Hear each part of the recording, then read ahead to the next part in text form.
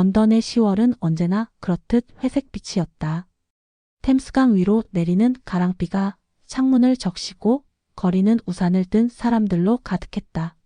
나는 킹스로드의 한 카페에서 친구 제이드와 마주 앉아 있었다. 그녀의 파란 눈동자에는 의아함이 가득했다. 레이첼, 정말 한국에 간다고? 너랑 전혀 안 맞을 텐데. 제이드가 라떼 컵을 내려놓으며 말했다. 그녀의 목소리에는 진심 어린 걱정이 섞여 있었다. 나는 어깨를 으쓱했다. 회사 프로젝트야.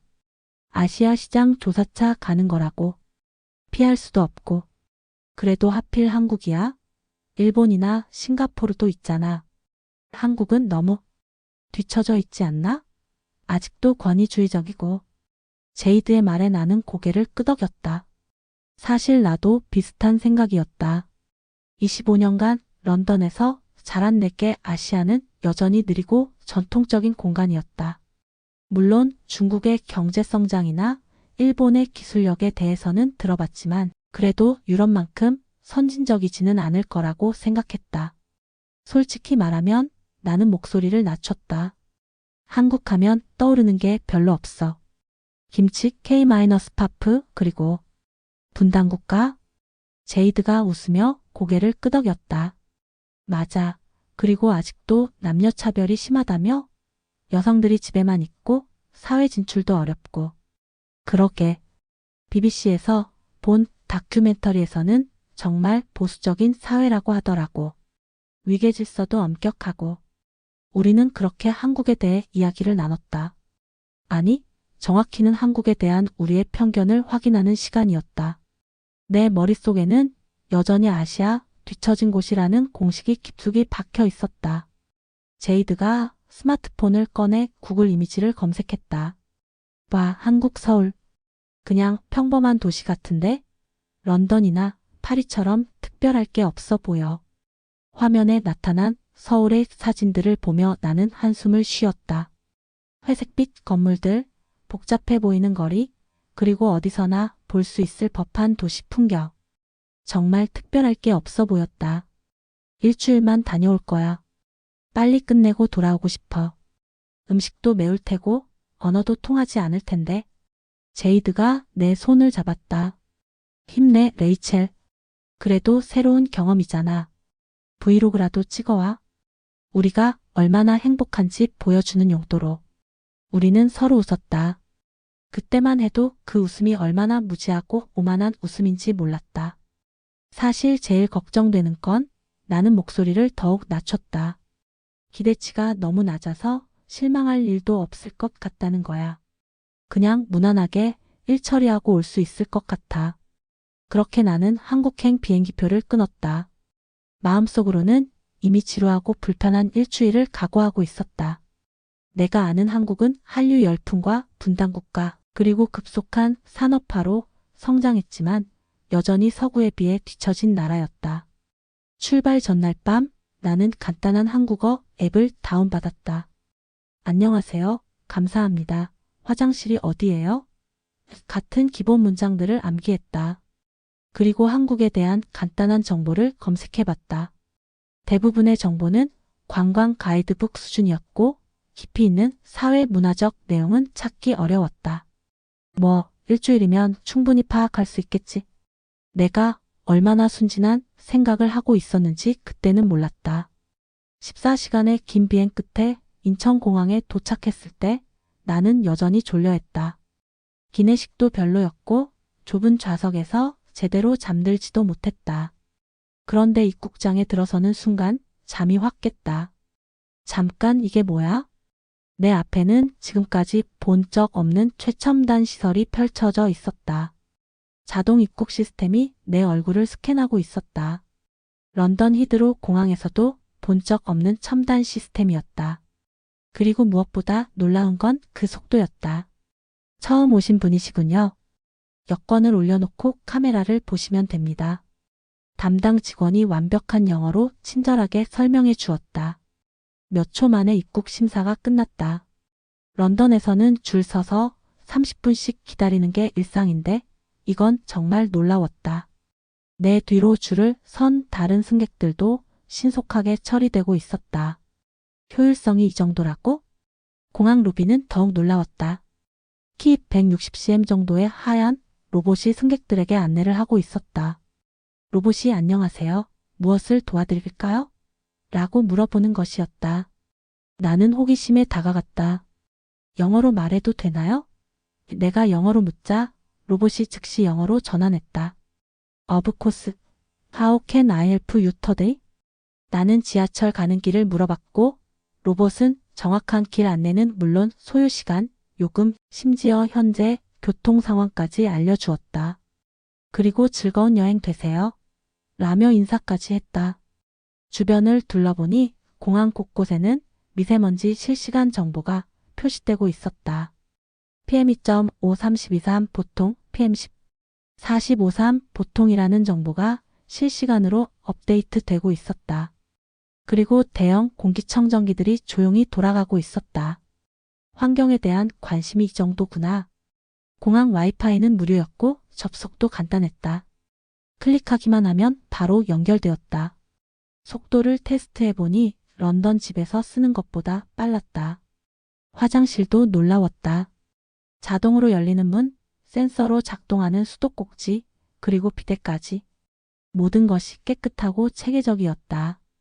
화장지는 물론이고 손 소독제, 로션까지 비치되어 있었다. 여긴 공항부터가 유럽보다 앞서 있어. 나는 혼잣말을 하며 스마트폰으로 공항 내부를 촬영하기 시작했다.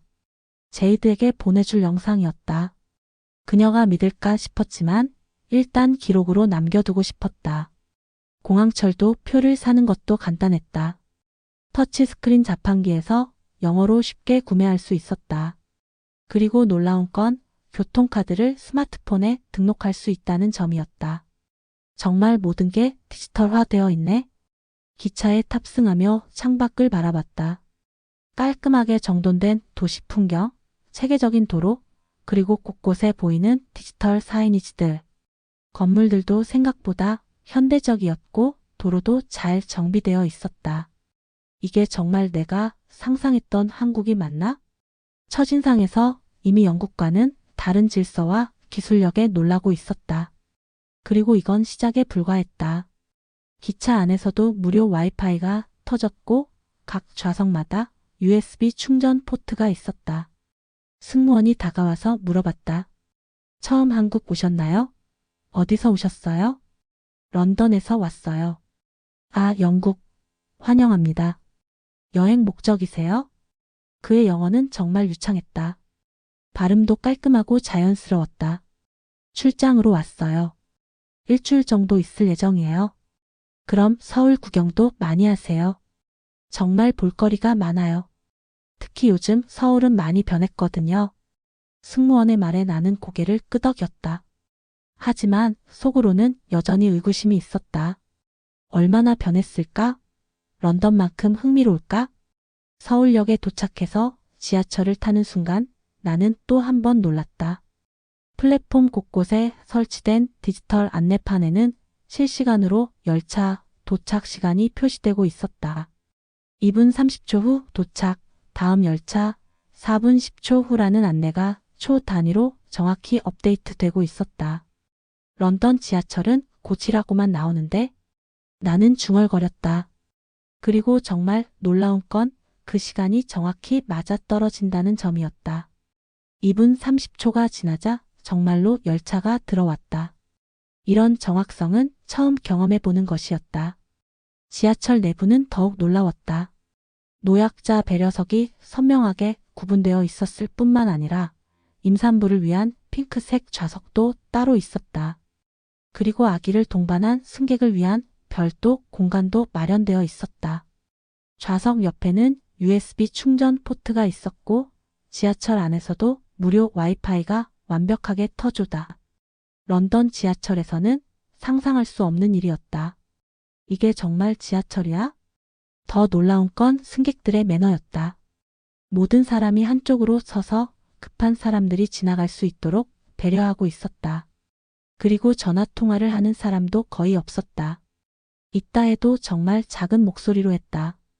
강남역에서 내려 환승하려는데 지하 통로에 아기 엄마 휴게실이라는 간판이 보였다. 호기심에 들어가 봤더니 정말 완벽한 시설이 갖춰져 있었다. 수유실에는 편안한 의자와 작은 테이블, 그리고 온도 조절까지 가능했다. 기저귀 교환대는 깨끗하고 안전했으며 기저귀와 물티슈까지 비치되어 있었다. 작은 놀이공간에는 안전한 장난감들이 정리되어 있었고 심지어 아이들을 위한 작은 화장실까지 있었다. 런던보다 훨씬 실용적이고 사람을 배려해. 내가 휴게실을 촬영하고 있을 때 한 젊은 아버지가 2살 정도 되어 보이는 아기와 함께 들어왔다. 그는 자연스럽게 아기 기저귀를 갈고 분유를 타주고 있었다. 남성도 사용하는 거네요? 내가 영어로 물어보자 그가 유창한 영어로 답했다. 물론이죠. 요즘은 아빠들도 많이 와요. 이 시설은 성별 구분 없이 누구나 쓸 수 있어요. 아내가 직장에 나가고 저는 육아휴직 중이거든요. 나는 놀랐다. 런던에서는 아직도 육아는 주로 여성의 몫이라고 생각하는 사람들이 많은데 여기서는 남성이 당연하게 육아휴직을 하고 있었다. 육아휴직은 얼마나 하시는 거예요? 1년이요. 회사에서 지원해줘서 급여의 80%를 받고 있어요. 정부에서도 추가 지원이 있고요. 이런 시스템이 있다는 것도 놀라웠지만 그것을 자연스럽게 이용하는 사회 분위기가 더욱 놀라웠다. 지하철에서 나와 거리를 걸으며 주변을 관찰했다. 횡단보도는 시각장애인을 위한 음성 안내가 나오고 잠시 후 녹색 신호입니다 라는 안내 방송이 들렸다. 바닥에는 점자, 블록이 깔끔하게 설치되어 있었고 휠체어 이용자를 위한 경사로도 모든 곳에 설치되어 있었다. 공중화장실은 더욱 놀라웠다. 깨끗할 뿐만 아니라 화장지와 핸드크림, 심지어 손톱깎이까지 비치되어 있었다. 그리고 모든 화장실에는 비데가 설치되어 있었다. 공공의 개념이 시민을 위한 서비스로 구체화되어 있구나. 한 가지 더 놀라운 것은 거리의 청결도였다. 쓰레기통이 많지 않은데도 거리는 정말 깨끗했다. 사람들이 자발적으로 쓰레기를 가져가는 문화가 정착되어 있는 것 같았다. 버스 정류장에도 실시간 도착 안내가 있었고 에어컨까지 설치되어 있었다. 그리고 무료 와이파이는 어디서나 터졌다. 나는 이 모든 것을 영상으로 기록했다. 런던에서 본 공공시설과는 차원이 달랐다. 단순히 돈을 많이 투자한 게 아니라 실제로 사람들이 무엇을 필요로 하는지 고민해서 만든 시설들이었다. 그날 저녁 호텔에서 제이드에게 첫 번째 영상을 보냈다. 지하철 시설과 공공화장실 그리고 아기 엄마 휴게실을 촬영한 영상이었다. 제이드의 답장은 의외였다. 와, 정말 깔끔하네. 근데 이게 일반적인 건가? 아니면 특별한 구역인 건가? 나는 웃었다. 제이드도 나와 똑같은 의심을 하고 있었다. 하지만 이건 정말 일반적인 한국의 모습이었다. 동대문 디자인 플라자는 정말 압도적이었다. 자하 하디드가 설계한 건물이라고 들었는데 곡선미가 살아있는 외관이 마치 미래에서 온 것 같았다. 하지만 더 놀라운 건 건물 내부의 시스템이었다. 안녕하세요. 인터뷰 약속 잡은 레이첼입니다. 리셉션에서 내가 말하자 직원이 태블릿으로 뭔가를 확인했다. 지훈님이 기다리고 계십니다. 3층으로 올라가시면 됩니다. 방문증을 드릴게요. 방문증도 디지털이었다. QR코드가 있는 스티커를 받았는데 이걸로 엘리베이터를 탈 수 있고 해당 층에만 갈 수 있도록 제한되어 있었다. 엘리베이터 안에서도 디지털 안내가 나왔다. 층별 시설 안내는 물론 오늘의 날씨와 미세먼지 농도, 심지어 건물 내 행사 정보까지 표시되고 있었다. 지훈을 만났을 때 나는 약간 놀랐다. 30대 초반으로 보이는 그는 캐주얼한 차림에 친근한 미소를 지었다. 내가 상상했던 딱딱한 공무원의 모습이 아니었다. 반가워요, 레이첼 씨. 서울시 스마트시티 담당 지훈입니다. 그의 영어는 완벽했다. 발음도 자연스럽고 어휘도 풍부했다. 우리는 건물 내 카페에 앉아 이야기를 시작했다. 먼저 한국이 어떠신지 궁금해요. 처음 오신 거죠? 네, 처음인데 솔직히 놀라고 있어요. 제가 상상했던 것과 많이 달라서요. 지훈이 웃었다. 어떤 점이 다르셨나요? 모든 게 더 현대적이고 체계적이에요. 특히 공공시설들이 정말 잘 되어 있더라고요. 그렇다면 본격적으로 한국의 스마트시티 시스템에 대해 설명해 드릴게요. 지훈이 태블릿을 꺼내 보여주었다. 서울은 센서가 도시 전체에 깔려 있어요. 현재 약 10만 개의 센서가 교통, 환경, 안전, 에너지를 실시간으로 모니터링하죠. 화면에는 실시간 데이터가 표시되고 있었다. 교통 상황, 대기질, 소음 레벨, 심지어 각 구역별 유동인구까지 실시간으로 업데이트되고 있었다. 이 데이터들을 어떻게 활용하시나요? 예를 들어 교통 데이터를 분석해서 신호등 주기를 자동으로 조절해요. 출퇴근 시간에는 주요 도로의 신호 시간을 늘리고 한적한 시간에는 보행자 우선으로 바꾸죠. 정말 스마트하네요. 하지만 기술이 전부가 아니에요. 지훈이 말을 이었다. 기술은 사람을 위한 것이어야 하죠. 우리가 추구하는 건 휴먼 마이너스 센터드 스마트 시티예요. 구체적으로 어떤 의미인가요?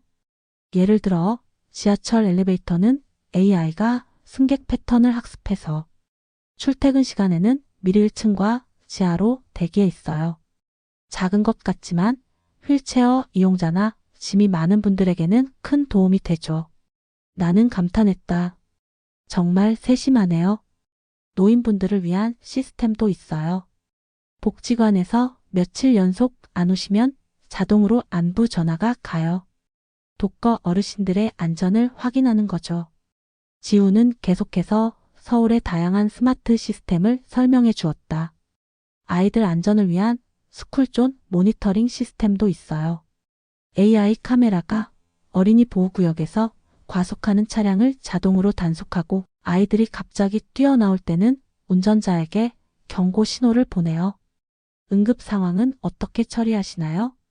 119에 신고가 들어오면 AI가 증상을 분석해서 가장 적합한 병원으로 연결해줘요. 환자의 상태와 각 병원의 현재 상황을 고려해서 최적의 경로를 안내하죠. 장애인을 위한 서비스도 있나요? 물론이죠. 무장애 길 안내 앱이 있어요.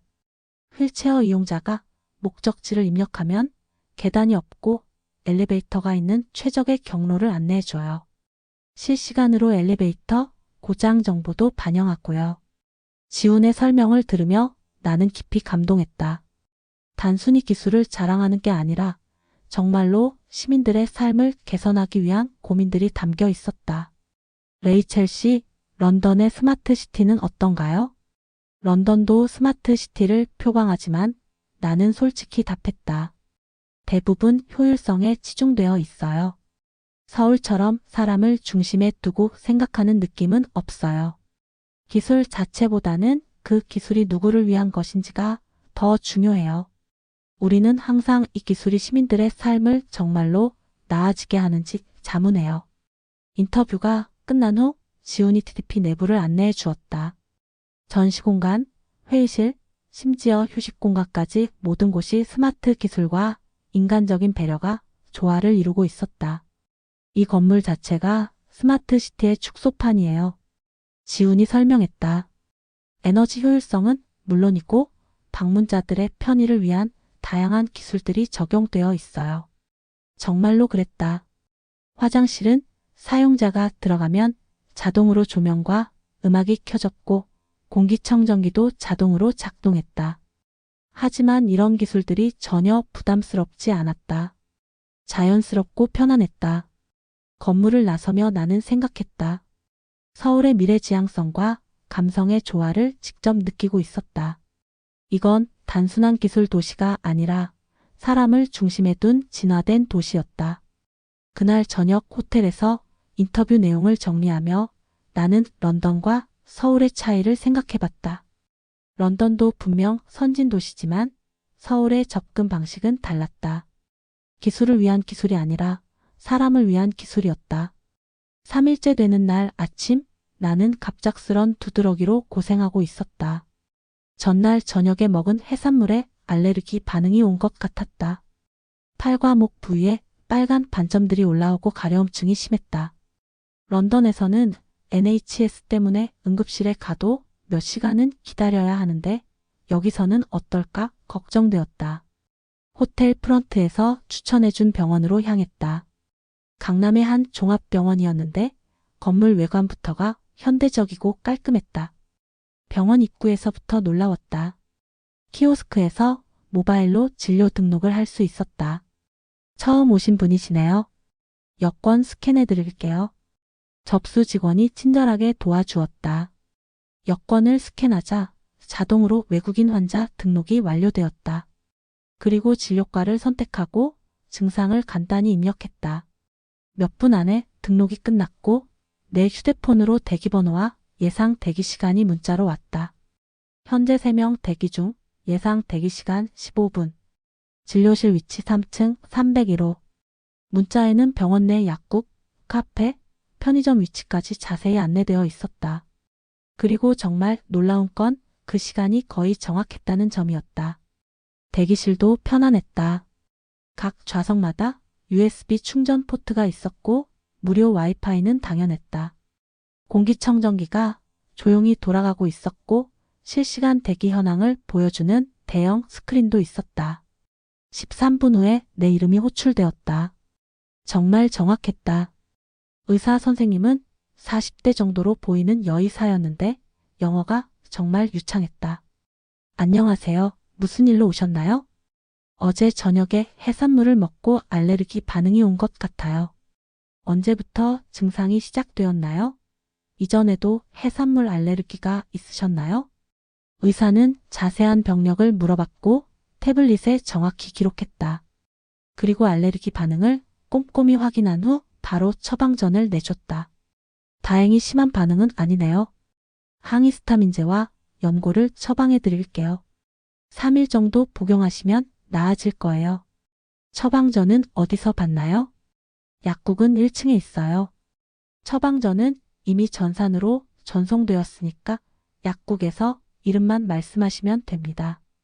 이것도 놀라웠다. 종이 처방전을 들고 다닐 필요가 없었다. 혹시 부작용이나 악화되는 증상이 있으면 24시간 상담 전화로 연락하세요. 의사가 명함을 주며 말했다. 전화번호가 적혀 있어요. 1층 약국에서 내 이름을 말하자 약사가 바로 약을 준비해줬다. 그리고 정말 자세한 설명을 해줬다. 이 약은 하루 2번 식후에 드시고요. 염고는 하루 3번 발라주세요. 술은 피하시고 해산물도 당분간 드시지 마세요. 약사가 태블릿을 보여주며 설명했다. 한국어와 영어로 된 설명서가 동시에 화면에 나타났다.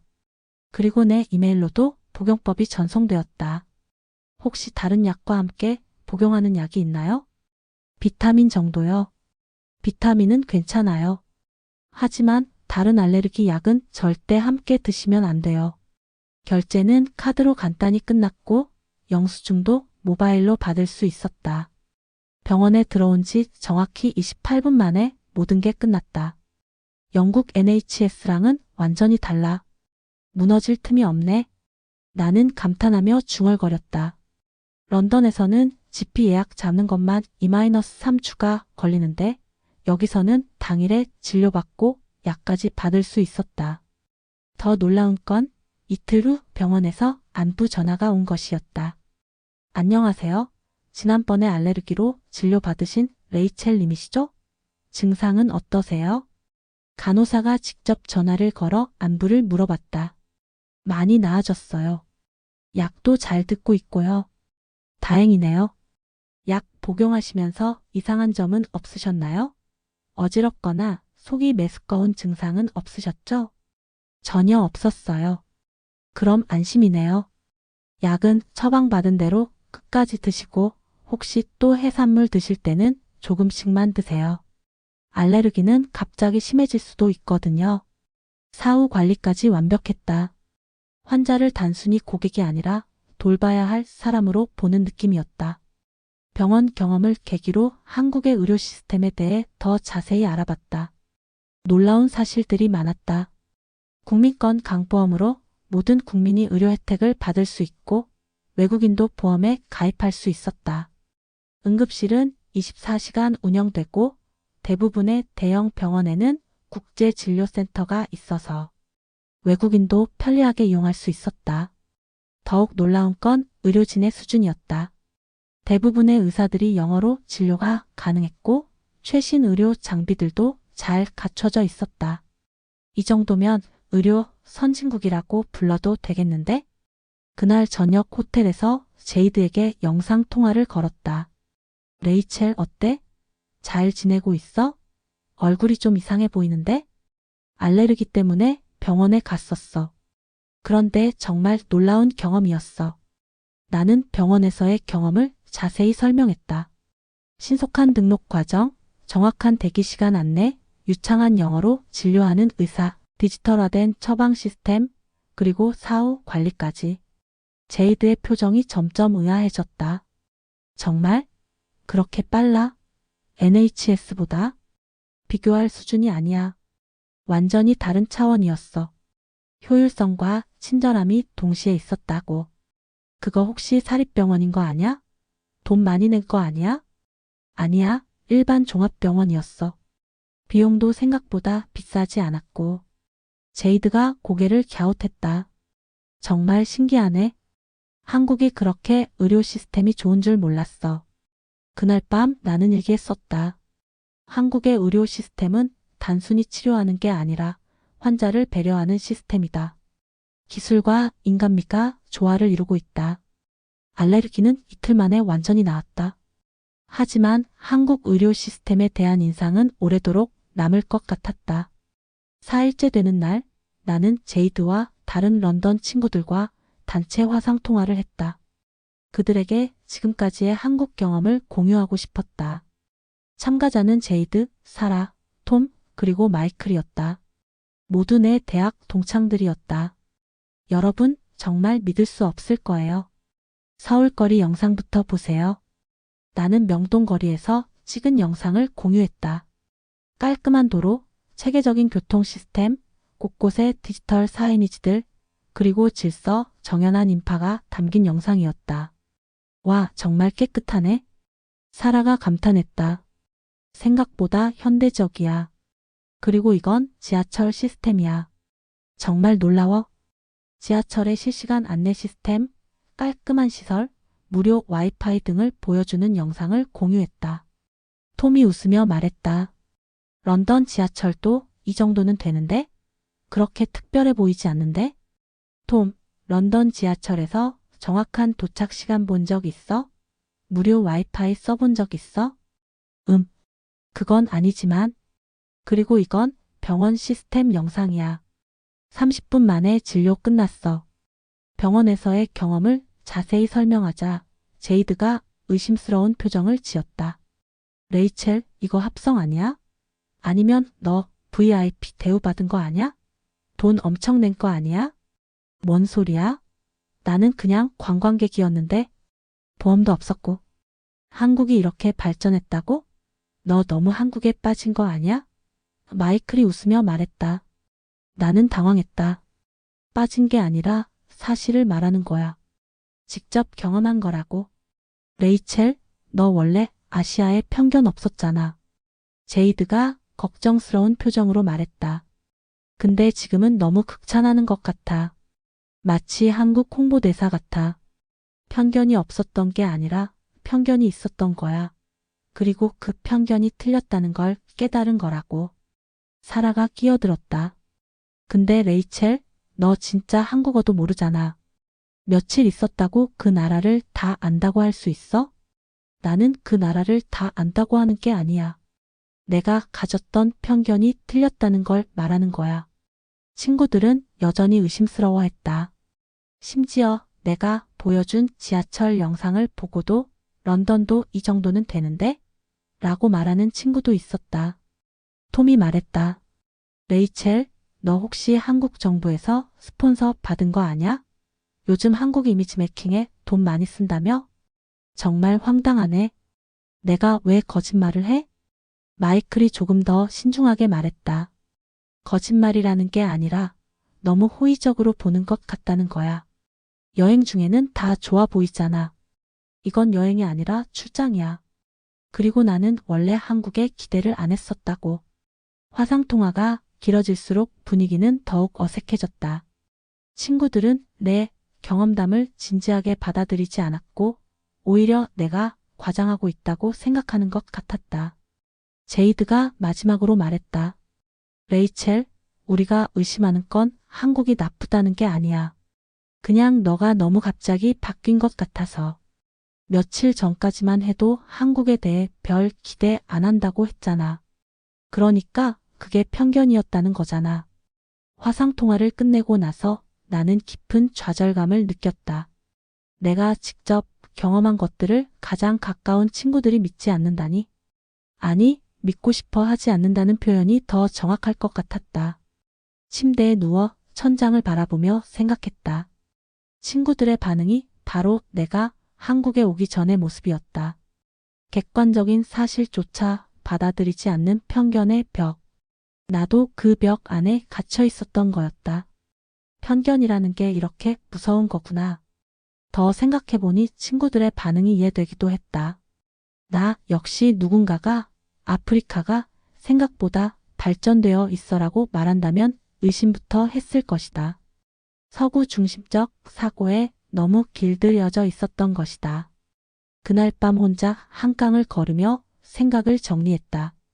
한강에서 바라본 서울의 야경은 정말 아름다웠다. 강변에는 밤늦은 시간인데도 많은 사람들이 안전하게 산책하고 있었다. 조깅하는 사람들, 자전거 타는 연인들, 돗자리 깔고 치킨을 먹는 가족들. 이 모든 풍경이 평화롭고 자연스러웠다. 하지만 친구들은 이 아름다움을 보려고 하지 않을 것이다. 마치 내가 그랬던 것처럼 편견은 우리를 눈멀게 만드는구나. 한강 벤치에 앉아 일기를 썼다. 오늘 친구들과의 통화는 정말 실망스러웠다. 하지만 그들을 비난할 수는 없다. 나도 똑같았으니까. 편견이라는 건 정말 강고하다. 직접 경험하지 않으면 깨기 어려운 벽 같다. 그리고 설령 경험했다고 해도 그것을 있는 그대로 받아들이기까지는 시간이 필요하다. 스마트폰으로 한강 야경을 촬영하며 생각했다. 이 영상을 친구들에게 보내도 그들은 야경은 어디나 비슷해라고 말할 것이다.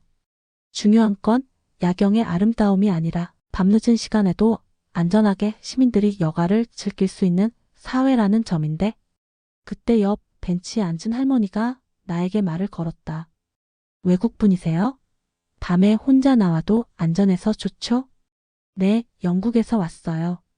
정말 안전하네요. 런던에서는 밤에 혼자 공원 나오기 어려워요. 아, 그래요? 우리나라도 예전엔 그랬는데 많이 좋아졌어요.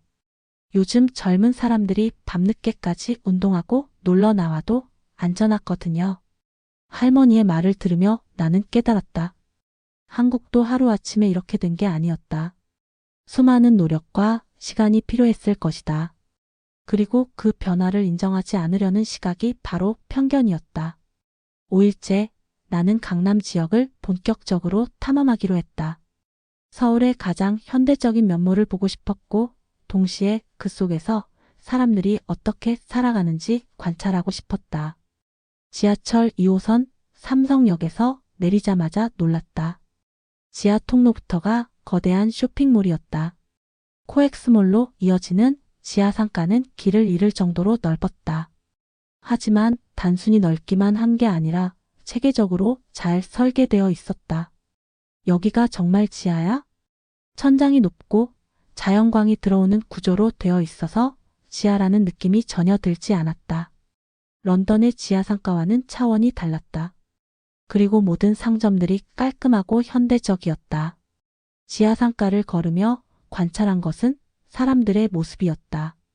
정장을 입은 직장인들, 캐주얼한 복장의 젊은이들, 쇼핑을 즐기는 가족들. 모든 사람들이 바쁘면서도 여유로워 보였다. 코엑스 아쿠아리움을 지나 밖으로 나오니 초고층 빌딩들이 하늘을 찌를 듯 서 있었다. 롯데월드타워가 특히 압도적이었다. 555m의 높이로 서 있는 그 건물은 정말 웅장했다. 길을 걷다가 신기한 광경을 목격했다. 자율주행 택시가 신호등 앞에서 정차하고 있는 것이었다. 차량 지붕에 셀프 마이너스 드라이빙이라는 표시가 있었다. 저거 정말 자동으로 가는 거예요? 내가 지나가던 직장인에게 물어보자 그가 웃으며 답했다. 네, 요즘 많이 보이죠. 카카오티 앱으로 부를 수 있어요. 저도 가끔 이용해요. 나는 즉시 앱을 다운받아 자율주행 택시를 불러봤다. 10분 후 도착한 택시에는 정말 운전자가 없었다. 대신 운전석에는 각종 센서와 카메라가 설치되어 있었고 승객석에는 태블릿이 있었다. 태블릿으로 목적지를 입력하고 차량이 스스로 운행하는 모습을 지켜봤다. 정말 신기했다. 신호등에서 정확히 멈추고 다른 차량들과 안전거리를 유지하며 심지어 보행자가 갑자기 나타나면 즉시 브레이크를 밟았다. 이게 SF 영화가 아니라 현실이네. 강남대로를 따라 운행하는 동안 나는 창밖을 바라봤다.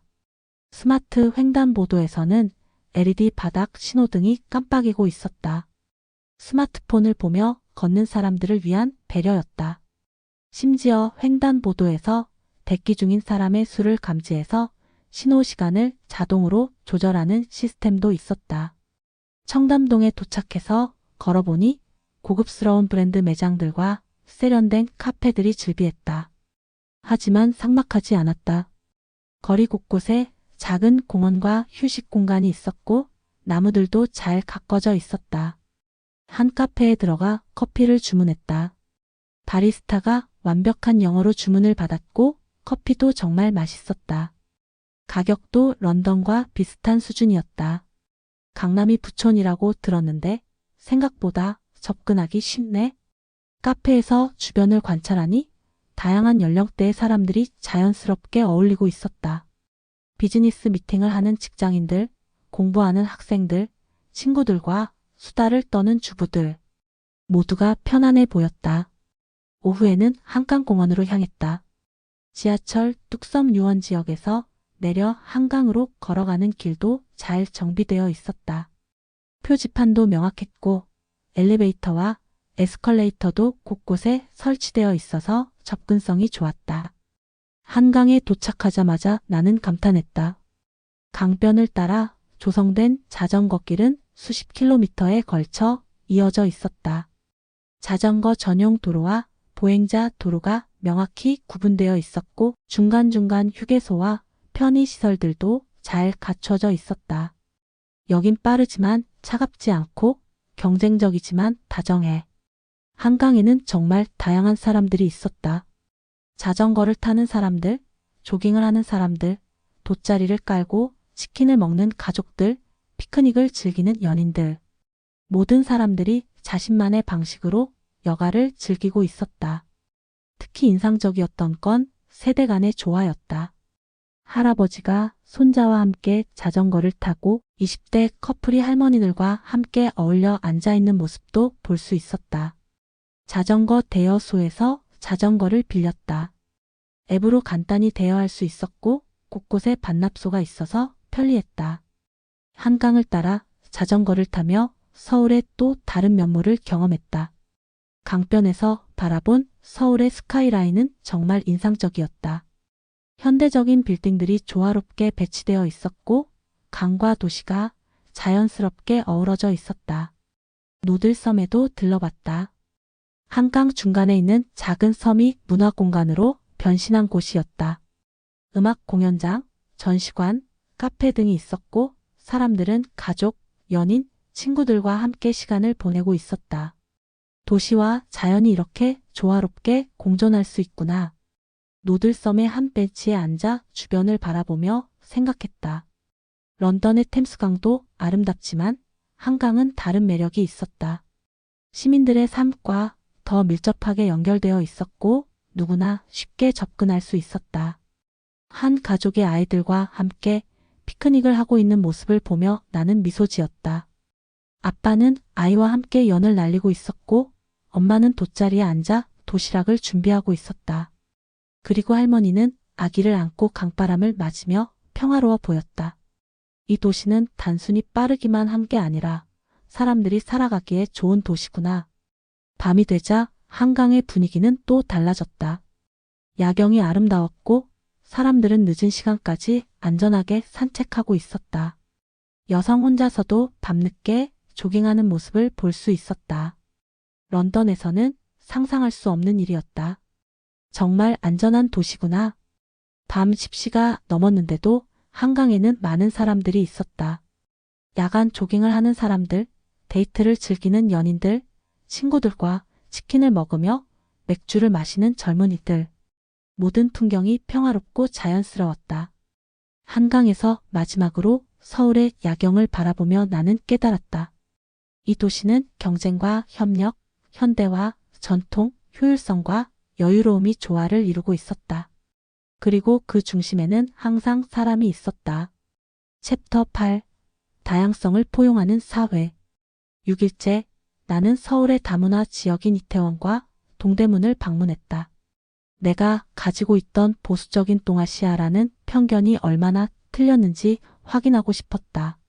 한국 사회가 다양성을 어떻게 받아들이고 있는지 직접 보고 싶었다. 이태원 거리를 걸으며 가장 먼저 놀란 것은 정말 다양한 국적의 사람들이 자연스럽게 어울려 살고 있다는 점이었다. 할랄 음식점, 인도 음식점, 아프리카 음식점, 멕시코 음식점들이 한국 음식점과 나란히 있었다. 그리고 모든 가게들이 활기차게 운영되고 있었다. 한 할랄 음식점에 들어가 점심을 먹었는데 사장님은 파키스탄 분이었다. 그런데 놀라운 건 한국어를 정말 유창하게 하신다는 점이었다. 한국 온 지 얼마나 되셨어요? 내가 물어보자 사장님이 웃으며 답했다. 15년 됐어요. 한국이 정말 좋아요. 처음에는 언어가 어려웠는데 동네 주민들이 많이 도와줬어요. 차별은 없으셨나요? 물론 처음에는 있었죠. 하지만 요즘은 많이 달라졌어요. 특히 젊은 세대들은 정말 개방적이에요. 제 아이들도 한국에서 태어나서 완전히 한국 사람이라고 생각해요. 식당 벽에는 다국어로 된 메뉴판이 걸려 있었다. 한국어, 영어, 아랍어, 우르투어까지.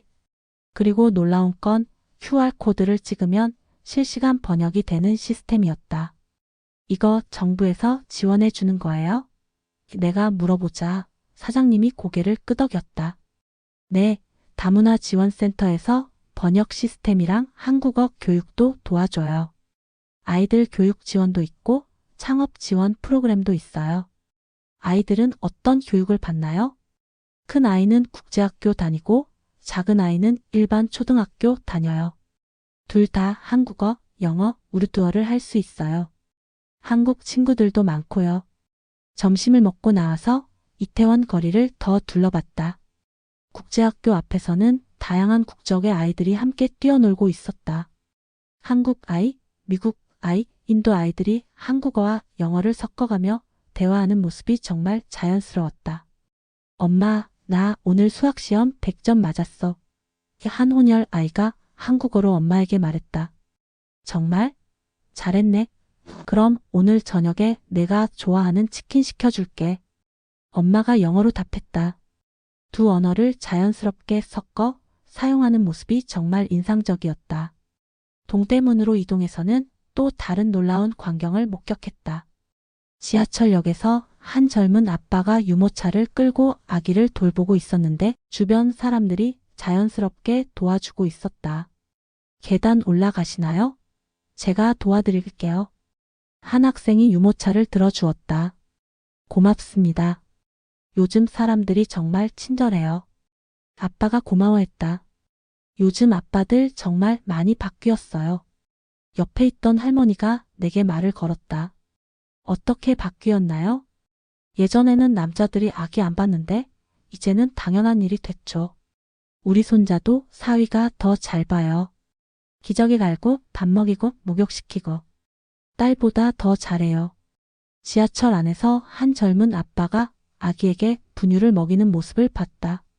주변 승객들은 이상하게 보지 않았다. 오히려 자연스러운 일상의 한 장면이었다. 한 할머니는 아기를 보며 미소를 짓고 있었고 학생들은 자리를 양보해 주었다. 육아가 더 이상 여성만의 몫이 아니구나. 동대문 디자인 플라자 근처에서 성평등 페스티벌 포스터를 봤다. 다양한 성소수자들을 지원하는 행사였다.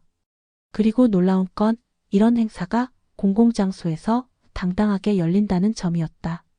포스터를 자세히 보니 서울시가 후원하는 행사였다. 다양성이 힘입니다. 모든 사랑은 평등합니다. 라는 슬로건이 적혀 있었다. 한국이 이렇게 개방적이었나?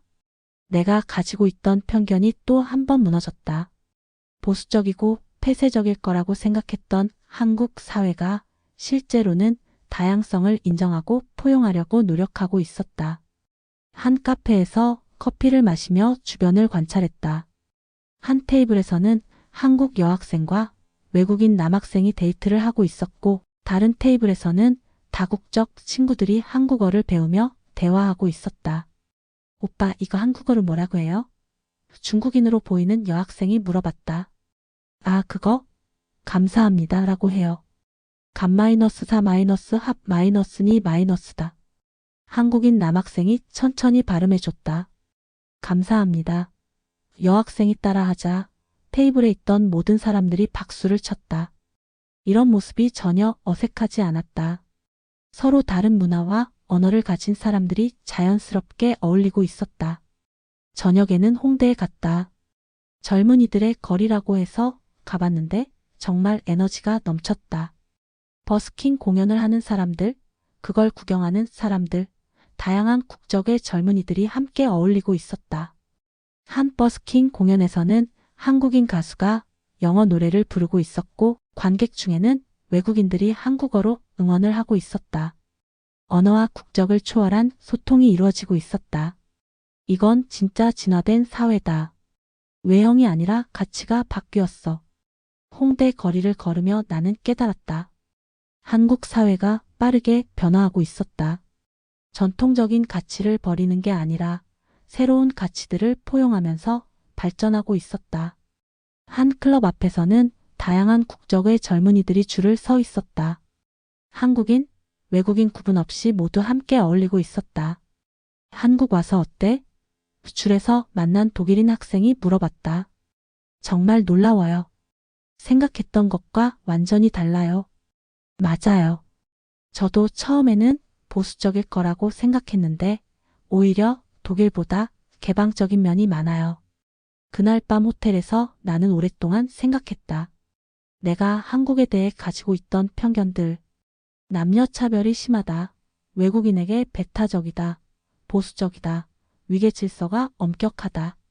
이 모든 편견들이 틀렸거나 적어도 과장되어 있었다. 물론 아직 문제가 있을 수도 있고 모든 게 완벽하지는 않을 것이다. 하지만 적어도 변화하려는 의지와 노력은 분명히 있었다. 그리고 그 변화의 속도는 내가 상상했던 것보다 훨씬 빨랐다. 특히 젊은 세대들의 개방성과 포용성은 정말 놀라웠다. 그들은 국적, 성별, 나이에 상관없이 서로를 받아들이고 있었다. 이 나라는 정말 빠르게 변하고 있구나. 일기에 그렇게 썼다. 그리고 나 자신도 이 변화에 맞춰 내 생각을 바꿔야 한다고 다짐했다. 챕터 9. 내가 틀렸다. 마지막 날 아침 나는 카페에 앉아 지난 일주일을 정리해 보았다. 명동의 한 조용한 카페에서 노트북을 열고 처음 한국에 대해 썼던 글을 다시 읽어봤다. 한국. 김치랑 K-파프 말고 뭐가 있겠어? 이 문장을 보는 순간 얼굴이 화끈거렸다. 얼마나 무지하고 편견에 가득한 생각이었는지 깨달았다. 그리고 더 부끄러운 건 이런 생각을 당연하게 여겼던 내 자신이었다. 내가 경험했던 것들을 나열해 보았지만 런던에 있는 친구들은 여전히 믿지 않으려 했다. 아니, 정확히는 믿고 싶어 하지 않았다. 결국 나도 똑같았구나. 카페 창밖으로 서울 거리가 보였다. 출근하는 사람들, 등교하는 학생들, 아침 운동을 마치고 돌아가는 시민들. 이 모든 평범한 일상이 이제는 다르게 보였다. 유럽 중심적 사고의 한계를 자각하는 순간이었다. 서구가 선진국이고 아시아는 따라오는 존재라는 생각. 이런 생각 자체가 얼마나 오만하고 시대착오적인지 깨달았다. 내 노트북에 새로운 글을 쓰기 시작했다. 나는 몰랐다. 아시아가 이렇게 앞서 있다는 걸, 그리고 이렇게 따뜻하다는 걸. 나는 25년 동안 런던에서 살면서 우리가 세계의 중심이라고 생각했다. 다른 나라들은 우리를 따라하거나 우리에게 배워야 하는 존재라고 여겼다. 하지만 한국에서의 일주일은 그 모든 생각이 얼마나 편견에 찬 것인지 보여줬다. 한국은 단순히 선진국을 모방한 나라가 아니었다. 오히려 많은 분야에서 새로운 기준을 제시하고 있었다. 기술과 인간미의 조화, 효율성과 따뜻함의 공존, 전통과 혁신의 균형. 이런 것들은 교과서에서 배울 수 있는 게 아니었다. 직접 경험해야만 알 수 있는 것들이었다. 휴대폰으로 제이드에게 긴 문자를 보냈다. 제이드, 내가 틀렸어. 정말 크게 틀렸어. 한국은 내가 상상했던 것과 완전히 달랐어. 아니, 내 상상력의 한계를 뛰어넘는 나라였어. 우리가 가진 편견이 얼마나 무지한 건지 깨달았어. 나는 이번 여행에서 한국에 대해 배운 게 아니라 내 자신에 대해 배웠어. 그리고 세상을 보는 새로운 시각을 배웠어. 몇 분 후 답장이 왔다. 레이첼, 너 정말 많이 바뀐 것 같아. 돌아와서 자세한 이야기 들려줘. 궁금해지기 시작했어. 제이드의 답장에서 조금이나마 변화의 가능성을 느꼈다. 편견의 벽이 완전히 무너지지는 않았지만 적어도 균열은 생긴 것 같았다. 카페에서 나와 경복궁으로 향했다. 마지막 날에는 한국의 전통적인 면모도 보고 싶었다. 그리고 전통과 현대가 어떻게 조화를 이루는지 확인하고 싶었다.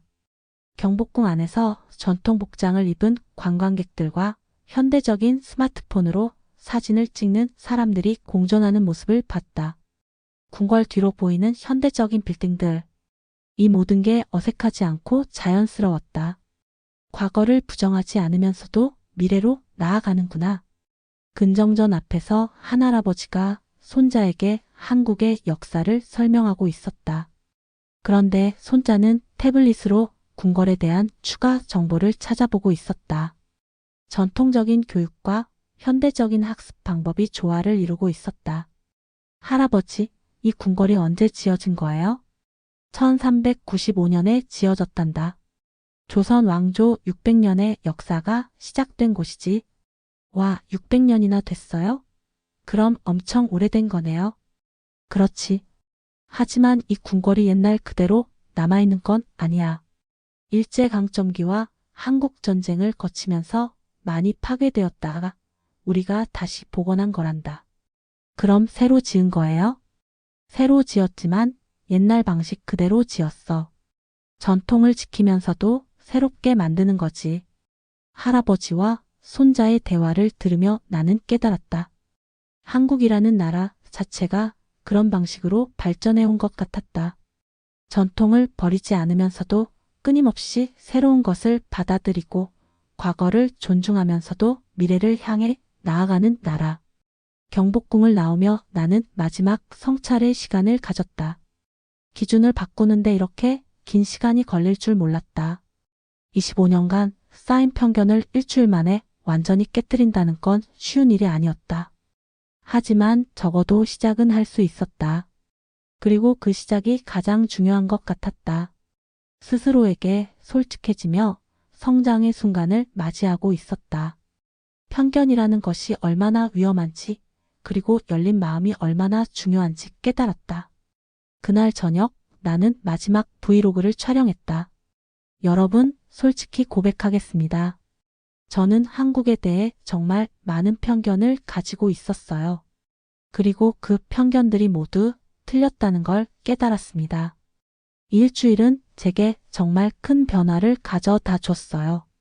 카메라를 향해 이야기하면서도 내 마음속으로는 앞으로의 다짐이 스쳐 지나갔다. 런던에 돌아가서도 이 경험을 잊지 않겠다고, 그리고 다른 사람들의 편견을 깨뜨리는데 도움이 되겠다고. 편견은 우리를 가두는 감옥입니다. 그리고 그 감옥에서 벗어날 때 비로소 진짜 세상을 볼 수 있어요. 출국 당일 아침 나는 일찍 일어나 한강으로 마지막 산책을 나갔다. 새벽 6시의 한강은 조용하고 평화로웠다. 조깅하는 사람들, 태극권을 하는 어르신들, 자전거를 타며 출근하는 직장인들이 여유롭게 시간을 보내고 있었다. 정말 마지막이구나. 일주일이라는 시간이 이렇게 짧게 느껴질 줄 몰랐다. 처음에는 빨리 돌아가고 싶었는데 이제는 더 머물고 싶었다. 한강 벤치에 앉아 서울을 마지막으로 바라봤다. 강 건너편으로 보이는 마천루들, 강변을 따라 조성된 공원들, 그리고 그 속에서 평화롭게 일상을 보내는 시민들. 이 모든 풍경이 이제는 낯설지 않았다. 한 할머니가 옆 벤치에 앉으며 나에게 말을 걸었다. 일찍 나오셨네요. 외국분이시죠? 네, 영국에서 왔어요. 오늘 돌아가요. 아, 그래요? 한국은 어땠어요? 정말 놀라웠어요. 제가 상상했던 것과 완전히 달랐어요. 할머니가 웃으며 고개를 끄덕였다. 요즘 외국분들이 많이 그렇게 말씀하세요. 우리나라가 많이 발전했거든요. 언제부터 이렇게 변했나요? 글쎄요, 정확히 언제부터라고 하기는 어렵지만 제가 젊었을 때와는 정말 다르죠. 그때는 가난했는데 이제는 이렇게 좋아졌어요. 할머니의 말을 들으며 나는 생각했다. 이 모든 발전이 하루아침에 이루어진 게 아니었다. 수많은 사람들의 노력과 희생, 그리고 꾸준한 발전 의지가 있었기에 가능한 일이었다. 다시 오세요. 한국은 계속 변하고 있거든요. 몇 년 후에 오시면 또 다른 모습일 거예요. 할머니의 말에 나는 고개를 끄덕였다. 정말 다시 오고 싶었다. 호텔로 돌아가 짐을 정리하며 일주일 동안 모은 기념품들을 하나씩 살펴봤다. 지하철 교통카드, 병원 진료비 영수증, 카페에서 받은 명함들, 그리고 수백 장의 사진들. 모든 것이 소중한 기억이었다. 인천공항으로 가는 지하철에서 나는 창밖을 바라봤다. 지나가는 풍경 하나하나가 새로웠다. 일주일 전과 같은 풍경이지만 내 눈으로 보는 시각이 완전히 달라졌다. 같은 건물, 같은 거리, 같은 사람들이었지만 이제는 그 안에 담긴 이야기들이 보였다. 효율성을 추구하면서도 따뜻함을 잃지 않으려는 노력, 전통을 지키면서도 혁신을 받아들이는 균형감, 다양성을 포용하면서도 정체성을 유지하는 지혜. 공항에 도착해서 체크인을 마치고 나는 출국장에서 마지막 브이로그를 촬영하기로 했다. 많은 사람들이 지나다니는 게이트 앞에서 카메라를 켰다. 안녕하세요, 여러분. 지금 인천공항에서 런던으로 돌아가는 비행기를 기다리고 있어요. 목소리가 약간 떨렸다. 감정이 복받치고 있었다. 공항 로비의 소음 속에서도 내 마음은 고요했다. 나는 몰랐다. 아시아가 이렇게 앞서 있다는 걸, 그리고 이렇게 따뜻하다는 걸. 카메라를 향해 이야기하면서도 내 마음속으로는 지난 일주일의 기억들이 스쳐 지나갔다. 인천공항에 처음 도착했을 때의 놀라움, 지하철에서 느꼈던 체계성, 병원에서 경험한 효율성과 친절함, 한강에서 바라본 아름다운 야경들. 한국은 단순히 기술이 발달한 나라가 아니었어요. 사람을 중심에 두고 생각하는 나라였어요. 효율성과 따뜻함이 공존하는 곳이었고 전통과 현대가 조화를 이루는 곳이었어요. 주변에서 탑승 안내 방송이 들렸다. 런던행 항공편이 곧 출발한다는 안내였다. 제가 가지고 있던 편견들이 얼마나 무지하고 오만한 것이었는지 깨달았어요. 유럽이 세계의 중심이고 다른 지역은 따라오는 존재라고 생각했던 제 자신이 정말 부끄러워요. 카메라를 잠시 멈추고 주변을 둘러봤다.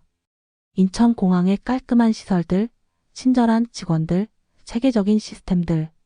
이 모든 것들이 한국이라는 나라의 정체성을 보여주고 있었다. 그리고 일주일 전에 나는 이런 것들을 전혀 예상하지 못했었다.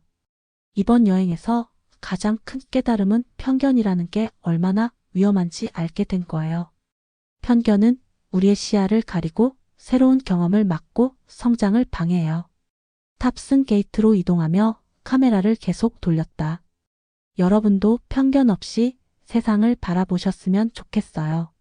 저처럼 놀라운 발견을 하실 수 있을 거예요. 그리고 자신에 대해서도 새롭게 알게 되실 거예요. 탑승 시간이 다가왔다. 나는 카메라를 들고 공항 창문 너머로 보이는 서울 방향을 촬영했다. 멀리 보이는 도시의 스카이라인이 아름다웠다. 안녕, 서울. 다시 만나고 싶어. 그리고 고마워. 마지막 인사를 마치고 카메라를 끄며 나는 깊은 감정에 잠겼다. 이별이 이렇게 아쉬울 줄 몰랐다. 비행기에 탑승하면서 나는 생각했다. 일주일이 내 인생에서 정말 중요한 터닝포인트가 될 것 같았다. 단순히 한국에 대한 인식이 바뀐 게 아니라 세상을 바라보는 시각 자체가 달라졌다. 창문 너머로 한국 땅이 점점 작아지는 것을 보며 나는 여러 가지 다짐을 했다. 런던에 돌아가서도 이 경험을 많은 사람들과 나누겠다고. 그리고 언젠가 다시 한국에 와서 더 많은 것들을 배우겠다고. 또한 다른 아시아 국가들에 대해서도 열린 마음으로 접근해 보겠다고 다짐했다. 일본, 중국, 베트남, 태국. 내가 아직 모르는 세계가 얼마나 많은지 깨달았다. 비행기가 상승하면서 구름 사이로 서울이 마지막으로 보였다. 저 아래 펼쳐진 도시에는 내가 상상했던 것보다 훨씬 놀라운 세상이 있었다. 그리고 나는 그 세상의 일부를 경험할 수 있어서 정말 감사했다. 편견이라는 벽을 허물어준 고마운 도시야. 창밖으로 구름이 보이기 시작했다. 14시간 후면 런던에 도착할 것이다. 하지만 이제 나는 일주일 전의 레이첼이 아니었다. 한국에서 배운 열린 마음과 새로운 시각을 가진 레이첼이었다. 그리고 그것이 이 여행에서 얻은 가장 큰 선물이었다. 비행기 안에서 나는 노트북을 꺼내 글을 쓰기 시작했다. 이번 경험을 정리하고 런던에 돌아가서 할 일들을 계획했다. 런던에 돌아가면 할 일, 친구들에게 진짜 한국의 모습을 보여주기. 회사에서 아시아 시장에 대한 새로운 관점 제시하기. 한국어 배우기 시작하기. 다른 아시아 국가들에 대해서도 공부하기. 편견에 대한 블로그 글 쓰기. 특히 마지막 항목이 중요했다. 내 경험을 통해 다른 사람들도 편견의 위험성을 깨달을 수 있기를 바랐다. 런던에 돌아온 지 3개월이 지났다. 나는 여전히 그날의 기억들을 생생하게 간직하고 있다. 그리고 내 주변 사람들에게 한국에서의 경험을 이야기할 때마다 그들의 놀란 표정을 본다. 물론 모든 사람이 내 이야기를 받아들이는 것은 아니다. 제이드처럼 여전히 의구심을 표하는 친구들도 있다. 하지만 그럴 때마다 나는 이해한다. 왜냐하면 나도 그랬으니까. 레이첼, 너 한국 간 이후로 정말 많이 바뀌었어. 제이드가 어느 날 말했다. 어떻게? 더 열린 마음을 갖게 된 것 같아. 예전에는 유럽 이외의 지역에 대해 별로 관심 없었잖아. 제이드의 말이 맞았다. 나는 한국에서 돌아온 후 다양한 변화들을 경험하고 있었다. 먼저 한국어 공부를 시작했다. 온라인 강의를 듣고 한국인 친구들과 언어 교환도 하고 있었다. 처음에는 어려웠지만 점점 재미를 느끼고 있었다. 안녕하세요. 저는 레이첼입니다. 이제는 이 정도 문장은 자연스럽게 말할 수 있었다. 회사에서도 변화가 있었다. 아시아 시장 조사 보고서를 제출했는데 상당한 주목을 받았다. 레이첼, 이 보고서 정말 흥미롭네요. 한국 시장에 대한 관점이 기존과 많이 다르군요. 부장님이 말했다. 직접 경험해보니 생각이 많이 바뀌었어요. 우리가 아시아 시장을 너무 단순하게 생각하고 있었던 것 같아요. 그래서 한국 지사 설립 제안을 하신 거군요. 네, 한국은 정말 큰 기회의 땅이에요. 기술력도 뛰어나고 시장도 성숙해 있어요. 회사는 실제로 한국 진출을 검토하기 시작했고 나는 그 프로젝트의 팀장으로 임명되었다. 블로그도 시작했다. 편견을 깨트린 일주일이라는 제목으로 한국에서의 경험을 연재하고 있었다. 반응이 뜨거웠다. 정말 한국이 그렇게 발전되어 있나요? 네, 저도 가보고 싶어졌어요. 편견에 대한 성찰이 인상 깊어요. 다양한 댓글들이 달렸다. 물론 의심하는 댓글들도 있었지만 관심을 보이는 사람들이 더 많았다. 가장 큰 변화는 다른 문화에 대한 접근 방식이었다. 예전에는 서구 중심적으로 생각했다면 이제는 각 문화의 고유성을 인정하려고 노력했다. 일본에 대해서도 새롭게 공부하기 시작했고 중국, 베트남, 태국 등 다른 아시아 국가들에 대해서도 관심을 갖게 되었다. 내년에는 일본에 가볼 계획이야. 제이드에게 말했다. 너 정말 아시아에 빠진 거 맞네? 제이드가 웃으며 말했다. 빠진 게 아니라 눈을 뜬 거야. 세상이 얼마나 넓고 다양한지 깨달은 거지. 편견을 깨뜨리는 일은 쉽지 않다는 것도 배웠다. 내 블로그를 읽고도 그래도 유럽이 더 선진적이지 않나? 라고 묻는 사람들이 있었다. 하지만 그럴 때마다 나는 차근차근 설명했다. 선진적이라는 기준이 무엇인가요? 경제력? 기술력? 사회 시스템? 한국은 많은 분야에서 유럽과 비슷하거나 더 앞서 있어요. 중요한 건 강요하지 않는 것이었다. 내 경험을 나누되 다른 사람들이 스스로 판단할 수 있도록 하는 것이었다. 몇 주 전에는 정말 놀라운 일이 있었다. 제이드가 한국 여행을 계획하고 있다고 말한 것이었다. 레이첼, 너 얘기 듣다 보니 정말 궁금해졌어. 한국 가면 뭘 봐야 할까? 진짜? 정말 가는 거야? 응, 여름 휴가 때 일주일 정도. 너처럼 편견이 깨지는 경험을 해보고 싶어. 그때 나는 정말 기뻤다. 편견의 벽에 작은 균열이라도 생긴다면 언젠가는 무너뜨릴 수 있을 것이라고 생각했다. 제이들을 위해 상세한 한국 여행 가이드를 만들어줬다. 내가 경험했던 장소들, 만났던 사람들, 그리고 주의할 점들까지. 가장 중요한 건 편견 없이 바라보는 거야. 내가 보고 느끼는 그대로를 받아들여. 알겠어. 너처럼 완전히 바뀐 사람이 되어서 돌아올게. 나는 다시 한국에 갈 계획도 세우고 있다. 이번에는 더 오랫동안, 더 깊이 있게 그 나라를 이해해보고 싶었다. 그리고 내가 놓친 다른 아시아 국가들도 방문해 볼 생각이었다. 세상은 내가 생각했던 것보다 훨씬 넓고 다양하고 흥미로웠다. 그리고 배울 것들로 가득했다. 회사에서 한국 지사 설립이 최종 승인되었다는 소식을 들었을 때 나는 정말 기뻤다. 그리고 한국 주재원으로 파견될 가능성도 있다고 했다. 정말요? 한국에서 일할 수 있다는 뜻인가요? 레이첼 씨가 한국을 가장 잘 아니까요. 관심 있으시면 지원해 보세요. 그날 밤 나는 오랫동안 생각했다. 런던을 떠나 한국에서 살아보는 것. 몇 달 전만 해도 상상할 수 없었던 일이었다. 하지만 이제는 정말 매력적인 제안으로 느껴졌다. 한국에서 더 많은 것을 배우고 두 문화 사이의 다리 역할을 할 수 있다면 정말 의미 있는 일이 될 것 같았다. 이제 나는 안다. 편견은 우리를 가두는 감옥이라는 것을, 그리고 그 감옥에서 벗어날 때 비로소 진짜 세상을 볼 수 있다는 것을.